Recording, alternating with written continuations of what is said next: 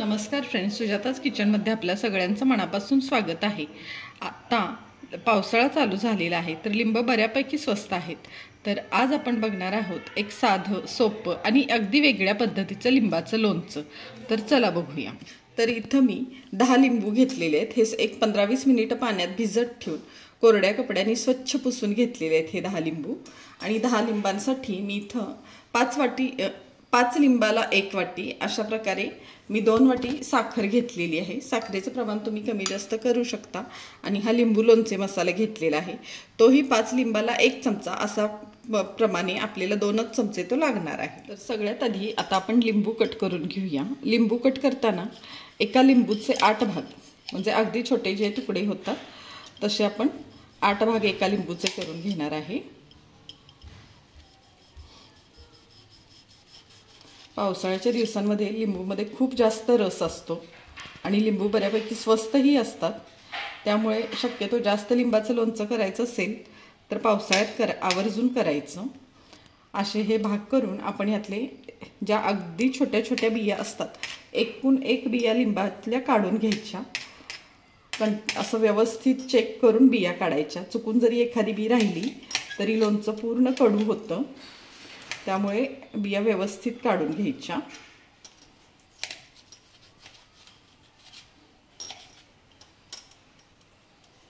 बघू शकता तुम्ही, खूप आतमध्ये ह्या बिया असतात बारीक बारीक, तर त्या व्यवस्थित काढून घ्यायच्या। आता अशाच प्रकारे आपण बाकीचे पण सगळे लिंबू कट करून घेऊया। तर आता तुम्ही बघू शकता इथं मी सगळ्या लिंबाच्या फोडी करून घेतलेल्या आहेत, सगळे बी वगैरे व्यवस्थित काढून घेतलेले आहेत। तर आता आपण हे लिंबू बारीक करून घेऊया। एका मिक्सरच्या भांड्यामध्ये, शक्यतो छोटं मिक्सरचं भांडं घ्यायचं।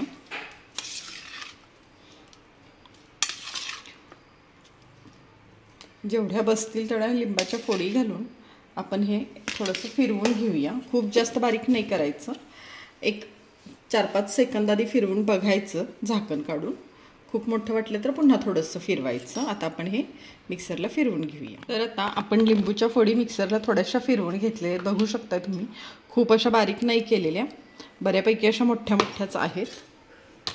बघू शकता, खूप असं अगदी नाही बारीक करून घ्यायच्या, पेस्ट टाईप। थोडंसं असं साल राहिली पाहिजे, तुकडे झाले पाहिजेत थोडेसे। आता याच्यात आपण थोडीशी साखर घालूया आणि साखर घालून पुन्हा एकदा मिक्सरला हे सगळं व्यवस्थित फिरवून घेऊया। आता पण थोडंसं फक्त साखर मिक्स होईल एवढंच फिरवून घ्यायचं, खूप बारीक करून नाही घ्यायचं।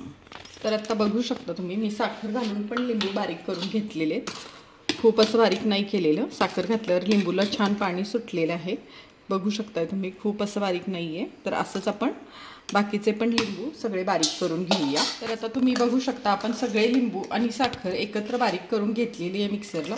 खूप जास्त बारीक नाही केलेलं, असे लिंबाच्या साली दिसत आहेत एवढंच बारीक केलेलं आहे आपण।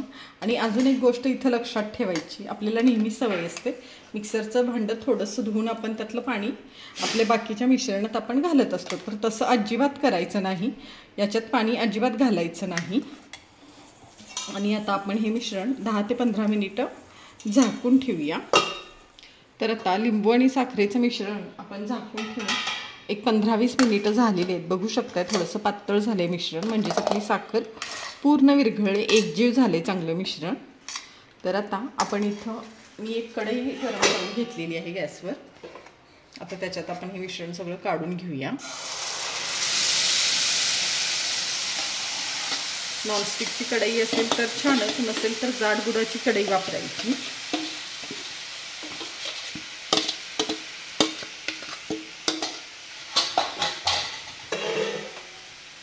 हे मिश्रण मीडियम गॅसवर कंटिन्यू आपण हलवत शिजवून घेणार आहे। आता हे बघू शकताय तुम्ही, साखर असल्यामुळं आता गरम कढईत टाकल्यामुळं अजूनच ते पातळ वाटते मिश्रण। साईडचं असं कंटिन्यू काढत राहायचं, म्हणजे लागलं जात नाही साईडला।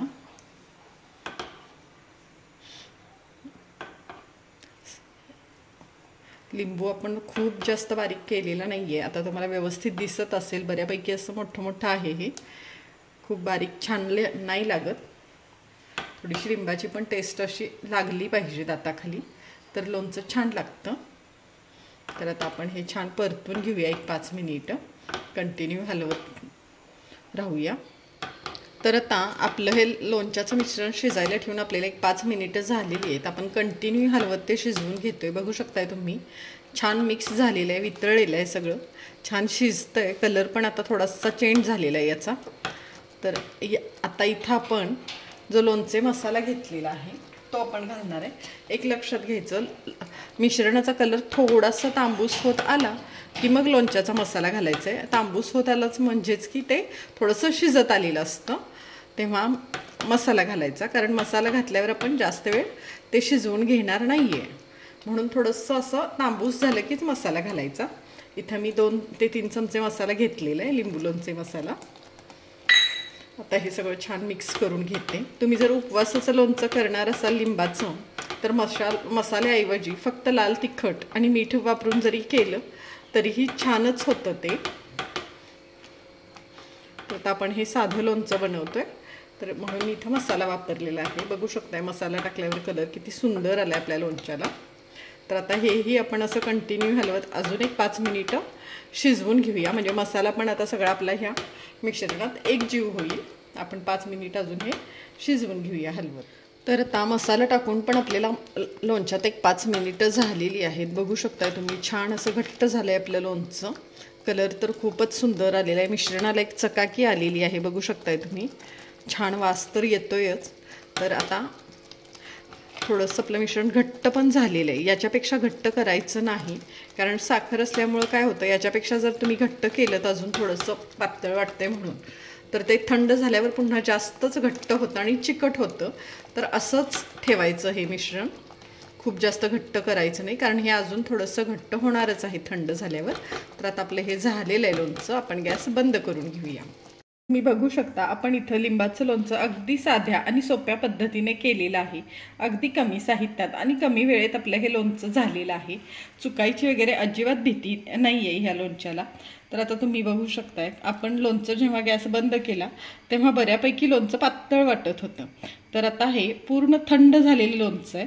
तर बघू शकताय तुम्ही, खूप असं घट्ट आलेलं आहे, छान जसं आपल्याला हवं आहे तसं झालेलं आहे. त्यामुळं गॅस बंद करताना लोणचं व्यवस्थित असं थोडंसं पातळ असतानाच करायचं. खूप घट्ट झाल्यावर गॅस बंद करायचा नाही, नाहीतर ते अजूनच घट्ट होतं. तर व्हिडिओ आवडला असेल तर चॅनलला नक्की सबस्क्राईब करा, लाईक करा, शेअर करा आणि व्हिडिओला हाईप नक्की करा. धन्यवाद.